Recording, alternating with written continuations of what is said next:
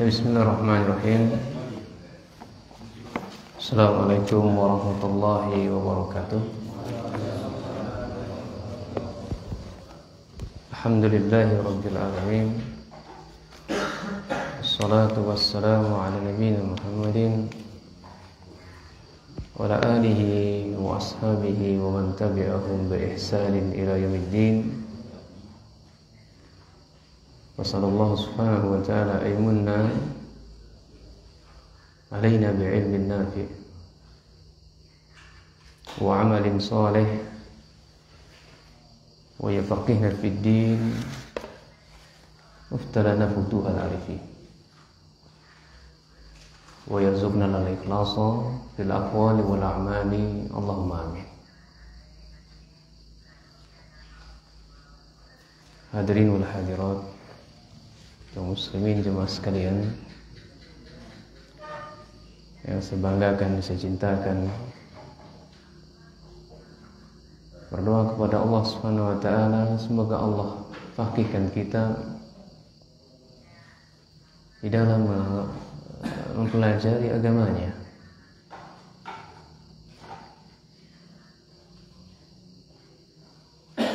dan memberkahi segala langkah, segala amalan yang kita lakukan. Lancarkan rezeki kita, mensehatkan seluruh anggota keluarga kita. Dan sehat itu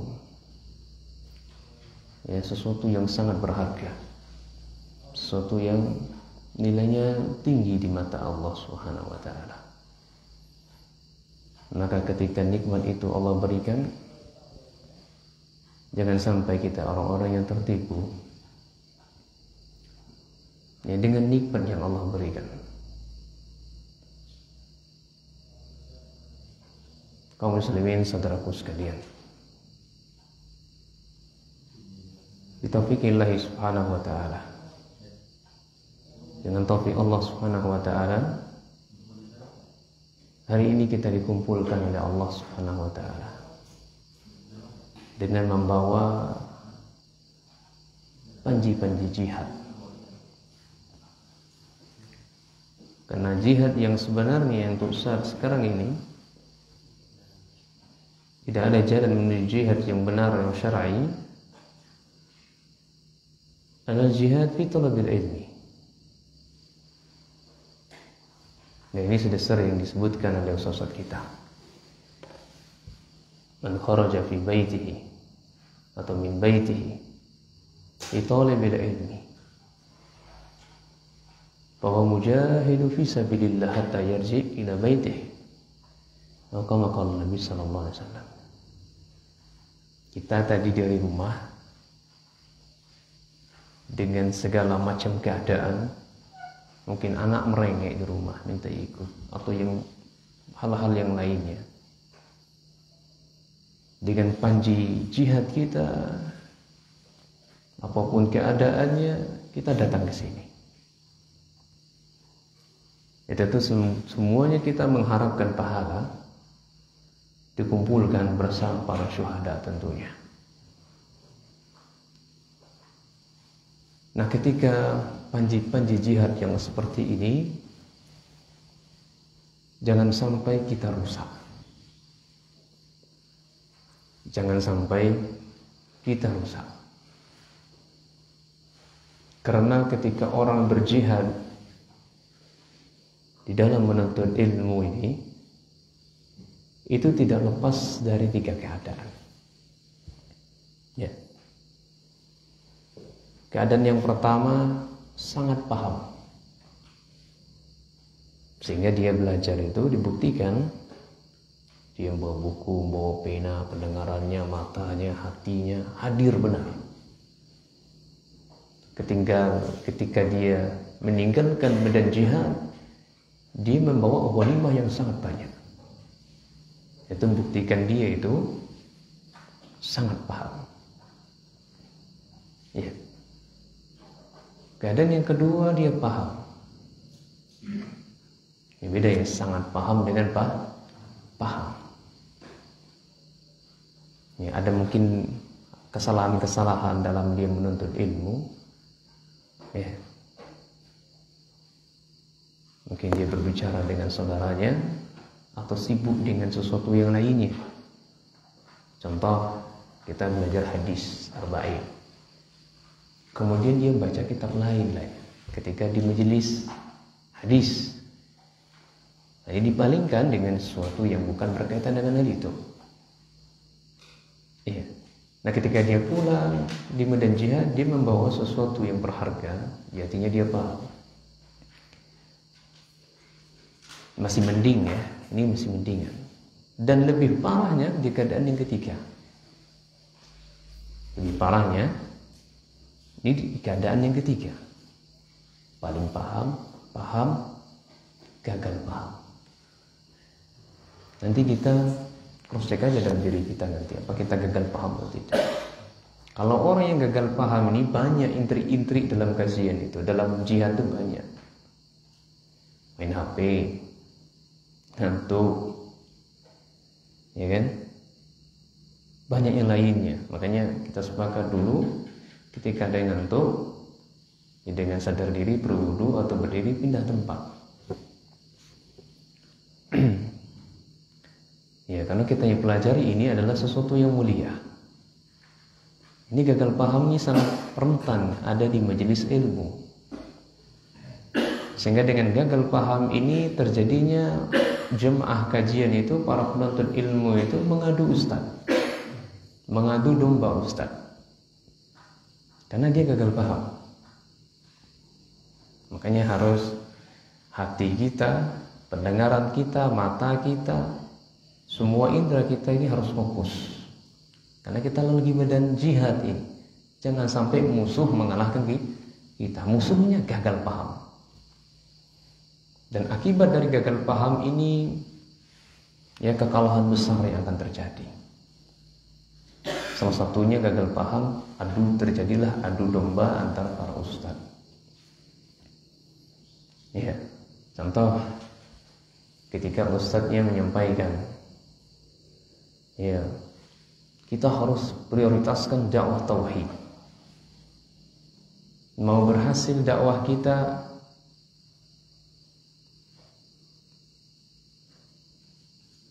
maka dakwahnya harus dakwah tauhid. Mau berhasil nggak dakwah? Mau. Ajarkan tauhid, prioritaskan tauhid. Nah, gagal pahamnya gimana? Gagal paham santrinya, kalau ustadz yang ngajar fikih nggak ngajarkan tauhid. Kalau ustadz yang ngajarkan hadis, ini nggak ngajarkan tauhid. Kalau ustadz yang ngajarkan tata cara sholat baik dan benar, duduk dan benar, ini ngajar tauhid. Ini ustadz ini bermasalah, disampaikan kepada ustadz lain. Ustadz ini menyampaikan, Ustadz kan sering terus ngajar fikih, ngajar hadis. Ini ada seorang ustadz, siapa yang tidak mampu kan dakwah tauhid, dakwahnya nggak akan berhasil, gagal karena tidak mengikuti pola Nabi alaihi wasallam. Ini gagal paham. Apakah ustadz yang mengajarkan fikih nggak mengajarkan tauhid? Mengajarkan tauhid. Sholat itu dari siapa dasarnya, datangnya? Tata cara sholat yang benar, tata cara wudhu yang benar, dari mana datangnya? Ustaz tersebut mengajarkan bagaimana agar dia lebih kenal Rob mereka. Ini gagal paham. Terjadilah adu domba. Oh ya.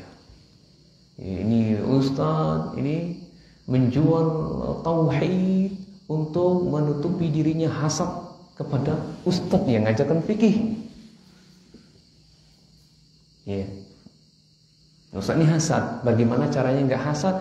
Ya, dinampakkan yang memprioritaskan dakwah tauhid untuk bantah ustadz yang ngajar hadis. Ini gagal paham contohnya.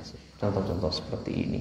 Dan orang yang seperti ini, ya, para pejuang-pejuang seperti ini, ini banyaknya merusak dakwah. Hati-hati, makanya kita harus jangan sampai gagal paham. Demikian pula contoh yang lainnya ketika gagal paham karena ngantuk, ustadznya menyampaikan B atau ustadznya menyampaikan A, yang sampai kepadanya B, ya, yang dipahami sampai orang ketiga C. Itu sebabnya tidur tadi. Kemudian orang yang ketiga ini setahunya yang A tadi yang menyampaikan adalah C, disampaikan ustadz ini. Kemudian ustadz ini cepat tanggap pula, langsung menyerang ustadz si A. Ini gagal paham.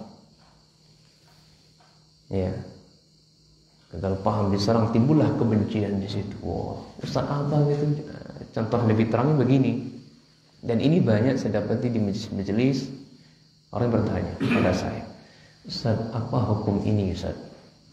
Ya, hukum ini haram. Ya, hukum ini haram. Disampaikan, dia nggak terima dengan ustaz tadi, dengan penjelasan dia, dengan dalil-dalil yang dibawakan, dia nggak terima, ya kan? Disampaikan lagi ke ustaz lain, kamu jelas, gitu. Ustaz, bagaimana hukum ini Ustaz dengan pertanyaan yang sama pada ustaz lain? Ya, hukumnya sunnah, sunnah Ustaz. Tapi ustaz pulang tuh haram katanya Ustaz. Ya, ustaz pulang haram Ustaz. Ini banyak, ini hati-hati. Jadi kalau kita mau bertanya sama ustaz itu, jangan sampai gagal paham, jangan sampai adu domba. Kita cek satu ustaz ini kita nggak seret nih, nggak ya, dengan dalil-dalil yang disampaikan kurang pas lah menurut kita, ya, menurut kita. Nah kita ingin lebih dalam, lebih dakik lagi penjelasannya. Kita tanya lebih orang yang mungkin lebih senior dari ustaz ini mungkin. Tapi jangan pernah membawakan nama ustaz tersebut. Ustaz, apa kayaknya pernah mendengar jawaban begini Ustaz. Apakah memang sudah sesuai dengan kaidah-kaidah syar'i Ustaz? Ya, nanti Ustaznya tinggal jelasin, oh ya ini kurang tepat, yang benar begini, dalilnya ini, urutannya sebelum dalil 1, 2, 3 dan seterusnya. Ya, nah ini makanya kita diajar ketika belajar di pondok dulu. Setelah kita belajar, Ustaz cross check. Ya, cross check mana tulisannya, mana hasil catatannya, biar nggak gagal paham. Ataupun ustaz nggak cross check tapi santrinya paham sendiri, maksudnya ustaz, apa yang saya simpulkan dari kajian antum tadi, pelajaran ini dibacakannya bla bla bla bla bla, benar nggak ustaz maksudnya begini? Oh ya benar. Nah ini kalau nggak seperti itu banyaknya jatuhnya gagal paham.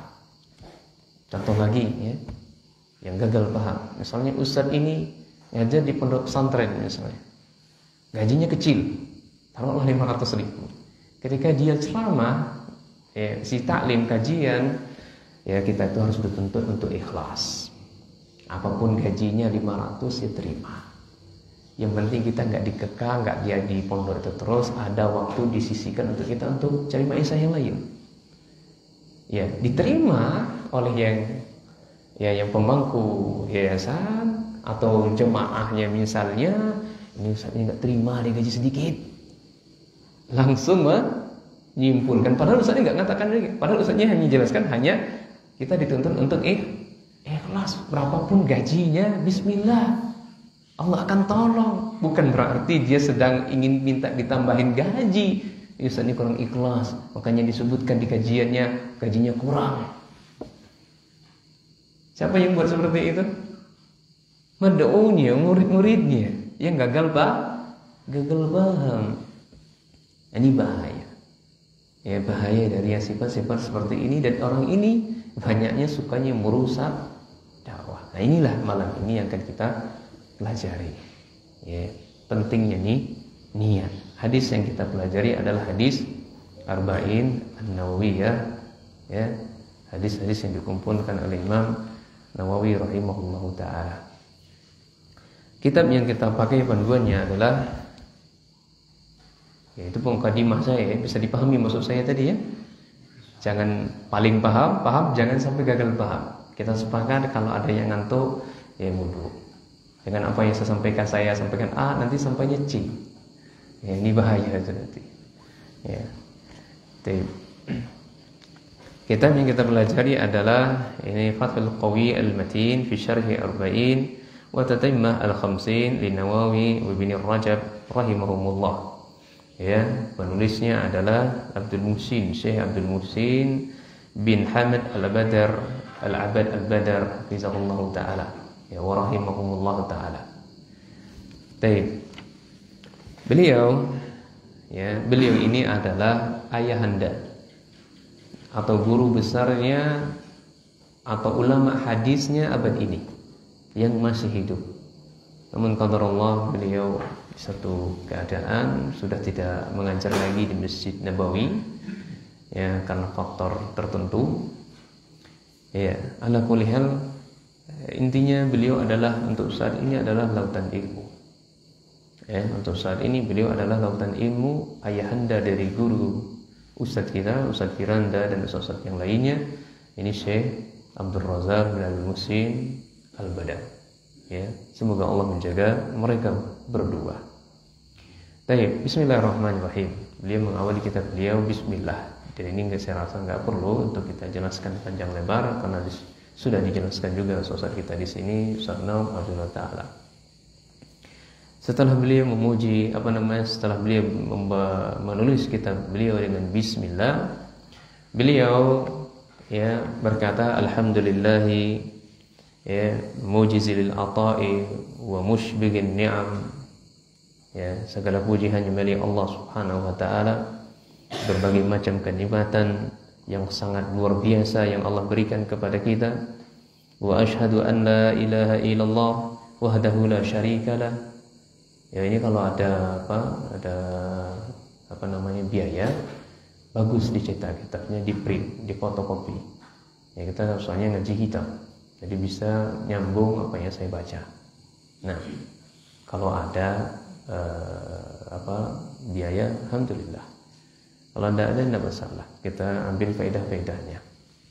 Di sini beliau setelah memuji Allah atas nikmat yang Allah berikan kepada kita semuanya, kemudian beliau wa asyhadu an la ilaha illallah, bersaksi bahwasanya tidak ada sesembahan yang paling berhak diibadahi dengan benar kecuali Allah Subhanahu wa taala, yang Allah itu Dzul Fadli wal Ihsan, yang memiliki banyak keutamaan, banyak kemuliaan, banyak kebaikan, wajudi wal karam, ya, yang memiliki kedermawan yang sangat luar biasa dan kemuliaan yang super luar biasa. Wa asyhadu anna Muhammadan abduhu wa rasuluhu sayyidul arabi wal ajam. Dan beliau bersaksi bahwasanya Nabi sallallahu alaihi wasallam hambanya dan rasulnya. Ini tidak ada pujian yang berlebihan kepada Nabi sallallahu alaihi wasallam sebagaimana syariat memerintahkan demikian. Ya. La tatruni kama atratin nasara. Ya, qul Abdullah wa rasul. Janganlah kalian berlebihan dalam memujiku. Ya, pujilah sebagaimana yang Allah gariskan. Katakan saya adalah Abdullah dan hambanya dan rasulnya. Nah, dan Nabi sallallahu adalah Sayyidul Arab. Ya, penghulunya orang Arab atau tuannya orang Arab. Demikian pula tuannya orang Ajam. Tuannya orang Ajam. Orang Ajam itu maksudnya bukan orang Arab. Nah, al-maqsusu min rabbih bi jawami'il kalim. Allah Subhanahu wa taala khususkan Nabi kita sallallahu alaihi wasallam memiliki ya jawami'il kalim. Jawami'il kalim itu tidak diberikan kepada nabi-nabi yang lain, kepada rasul-rasul yang lain, hanya diberikan kepada Nabi sallallahu alaihi wasallam. Jamil kalim itu artinya adalah kalimatnya ringkas, pendek, tapi memberikan makna sangat luas, sangat dalam. Ya, itu salah satu mukjizat ya Nabi sallallahu alaihi wasallam diberikan kepada beliau, ya jawami'ul kalim. Nah, Allahumma salli wa sallim wa barik alaihi wa ala alihi. Ya, semoga salawat dan salam keberkahan untuk beliau dan keluarganya, ya ahli makarim wasyayyim. Nah, keluarga beliau yang mulia. Wa ala ashabihi masabihil dujja wal zulam. Dan juga salawat dan salam kepada para sahabat beliau. Sahabat ini ya, adalah masabih. Masabih ini adalah pelita, penerang. Ya, menerangi yang lainnya, menerangi sesuatu yang az-zulam, kegelapan. Ini para sahabat Nabi sallallahu alaihi wasallam, karena beliau ini generasi yang paling terbaik, generasi pilihan yang pantas ya untuk kita contoh. Nah, tidak ada jalan untuk kita ambil pelajaran untuk hidup kita, ambillah di generasi-generasi emas ini. Ini para sahabat Nabi sallallahu alaihi wasallam. Allazina akramahumullahu, yang mana mereka ini sahabat Nabi sallallahu alaihi wasallam ini dimuliakan oleh Allah Subhanahu wa taala. Wa ja'alahum khairu ummatin, hayya khairul umam. Ya, Allah Subhanahu wa taala jadikan sahabat Nabi sallallahu alaihi wasallam ini adalah sebaik-baik umat. Ya, dan ini sudah ma'ruf bagi kita, kata Nabi sallallahu alaihi wasallam, khairun nasi qarni. Ya kan? Sering kan? Khairun nasi qarni. Sebaik-baik generasi itu zamannya Nabi SAW. Ini sahabatnya. Tsummal ladzi yalunahum, tsummal ladzi yalunahum, tsummal ladzi yalunahum. Maka Nabi SAW. Kemudian generasi berikutnya yang sudah ma'ruf bagi kita, ini tabi'in, kemudian atba'ut tabi'in. Yang tiga generasi inilah yang wajib bagi kita untuk jadi pegangan, karena mereka dipuji oleh Allah dan diridai oleh Allah Subhanahu wa taala. Wa ala kulli man jaa ba'dahum ya muktafiyan atharahum. Kemudian salawat dan salam juga semoga Allah curahkan kepada setiap orang-orang yang datang setelah mereka. Ini kita semuanya termasuk di dalam itu, yang muktafiyan atharahum, yang menyerahkan dirinya untuk pengikut Nabi sallallahu alaihi wasallam, sepenuh hati tunduk dan patuh mengikuti petunjuk Nabi sallallahu alaihi wasallam. Waqad khalla qalbuhu, ya, yang mana mereka ini kosong hati mereka dari sifat minal ghilli, ya, sifat ghil itu congkak atau dengki, sombong dan seterusnya. Ini sifat-sifat jelek itu enggak ada sama beliau.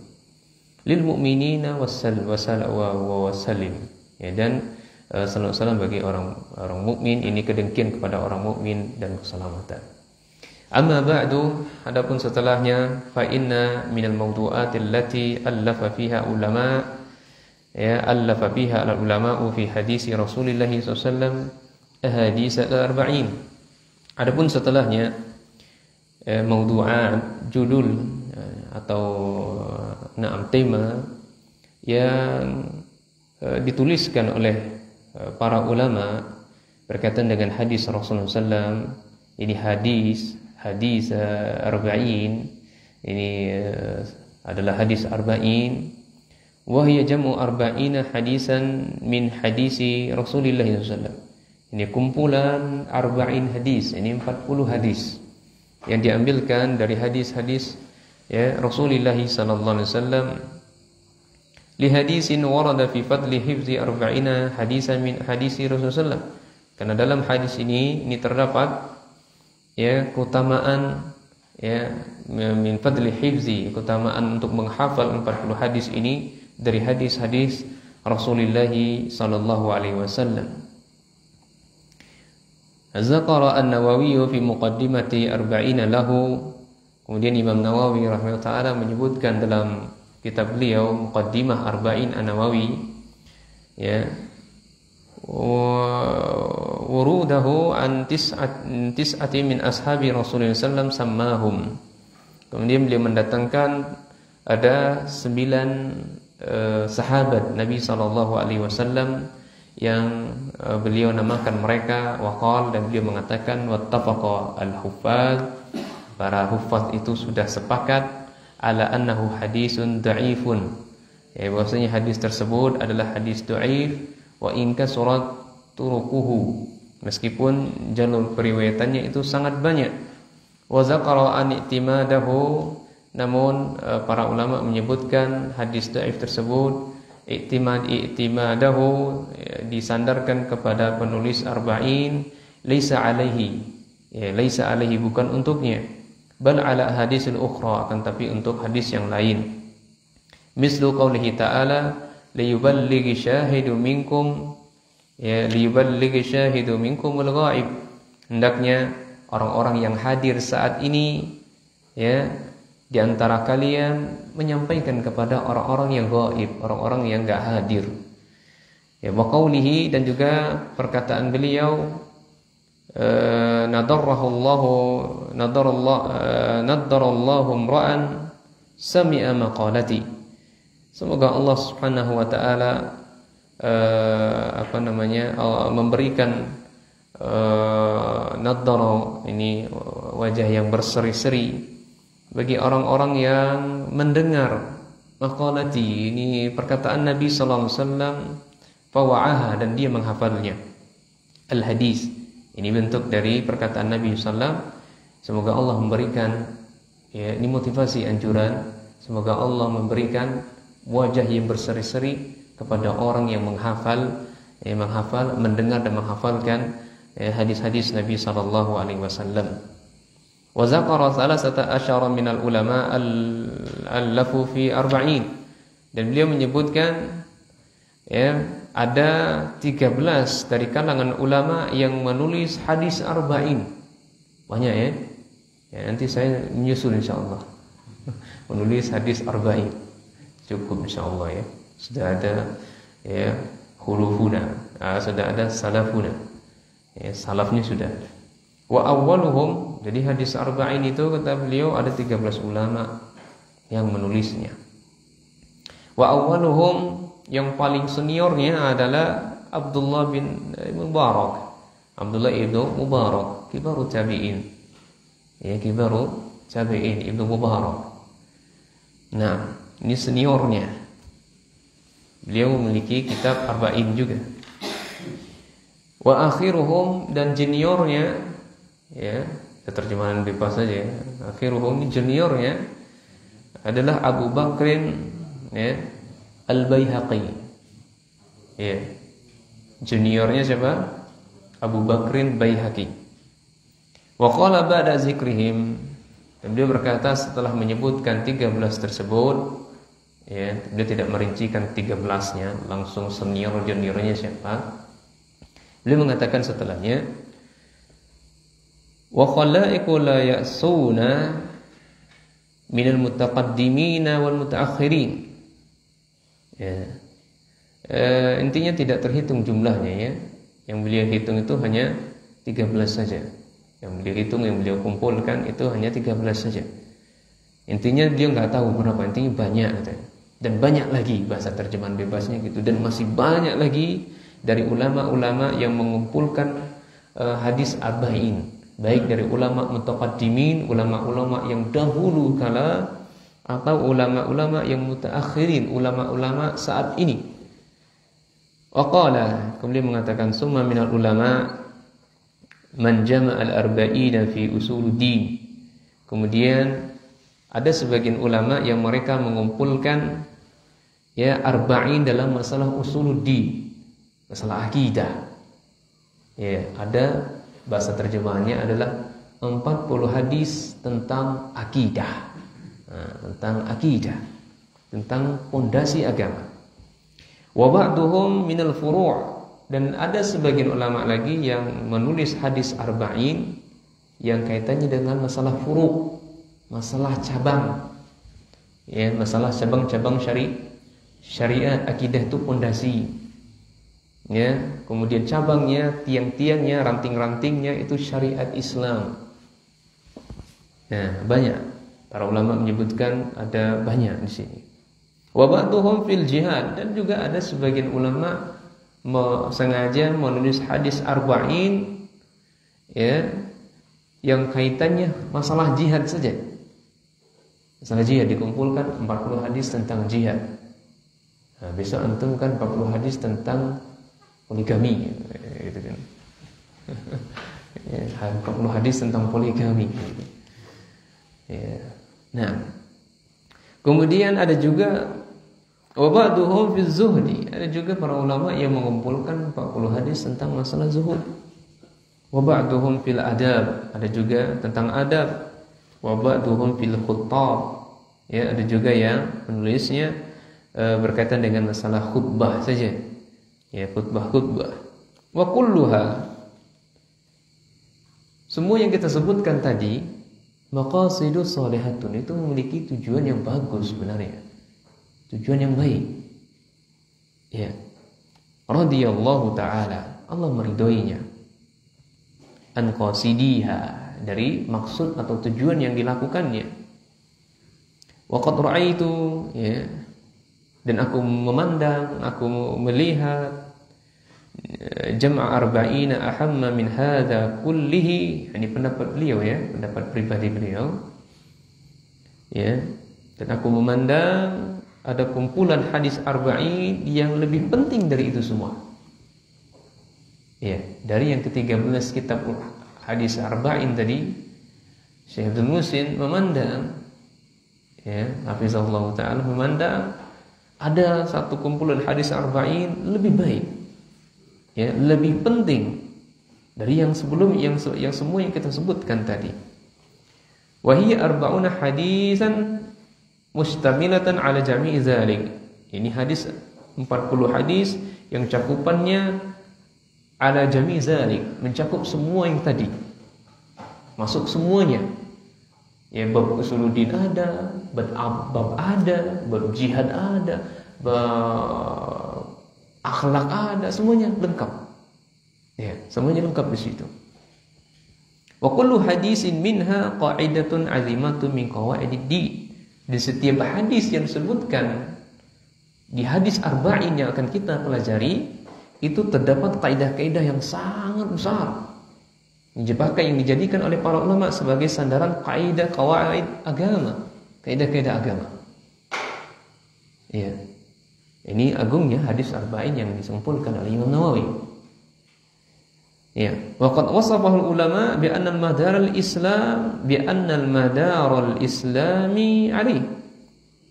Ya, dan sungguh para ulama, ya, atau seringnya para ulama mensifatkan hadis arba'in yang paling bagus ini itu berbicara tentang, ya, madar al-islam, inti porosnya Islam.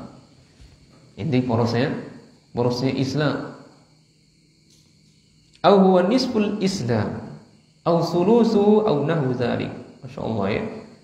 Atau sepertengahnya, atau sepertiganya Islam. Hadis yang akan kita pelajari 40 hadis ini. Ya. Summa iltazamtu fi hadhihi al-arba'ina an takuna sahihatan. Kemudian saya beriltizam, bertekad kuat, ya, untuk hadis arba'in ini saya pilih yang sahih saja. Ya, saya pilih yang sahih saja, yang kuat saja. Wa mu'zamuha fi sahihai al-Bukhari wal Muslimi. Dan saya muat dalam hadis arba'in ini hadis yang paling besar saja, paling agung saja. Ini hadis yang terambil dari Sahih Bukhari dan Sahih Muslim. Wa azkaruha mahzufata al-asanidi. Dan saya sebutkan, ya, hadis tersebut, kemudian sanadnya itu saya buang. Ya, jadi saya lebih meringkas, nggak perlu lagi anfulan. Ya, enggak. Jadi langsung hadis, ya, bahasanya langsung matan hadisnya. Kalau sanad itu kan mata rantai hadis, itu sanad. Dari mardi, dari fulan seterusnya. Kalau matan itu isi konteks hadisnya. Nah, dalam rangka apa Syekh membuang sanadnya? Ini dalam rangka liyashula hifzuha, agar santri-santri gampang menghafalnya, atau masyarakat gampang untuk menghafalnya. Wa ya'ummu intifa'u biha insyaallah, dan manfaatnya itu lebih umum. Insyaallah. Insyaallah. Makanya wa yanbaghi likulli raghibin fil akhirah. Ya, makanya bagi orang-orang yang ingin semangat untuk mencari akhirat, ayyarifa hazil ahadis, hendaknya mereka mengenali, ya, hadis-hadis, ya, lima ishtamala alaihi minal muhimmat, hal-hal yang termuat di dalam hadis tersebut, perkara-perkara yang sangat penting. Wahtawa alaihi min tanbihi ala jami'i ta'at, dan ia lebih perhatian kepada semua cabang-cabang ketaatan. Zalika zahirun liman tadabbarahu. Dengan hal itu dia secara zahirnya tentu bisa dipahami oleh orang-orang yang mau mentadabburinya. Masya Allah, ada azan ya. Belum kedim wah. Gini ya, kalau kita belajar kitab begini. Kalau kajian lepas ya cepat. Hah? Langsung makan. Nah ini kajian kitab. Iya. Insyaallah jadi ulama Rabbani insyaallah. Tapi azan dulu Zat. Azan dulu. Oh gitu. Azan dulu salat lanjut. Saya bilang gitu. Kita sami'na wa ata'na. Iya. Insyaallah. Alhamdulillah. Barakallahu fiik. Jazakallahu khair. Subhanakallahumma wa bihamdika asyhadu an la ilaha illa anta astaghfiruka wa atubu ilaik. Assalamualaikum warahmatullahi wabarakatuh.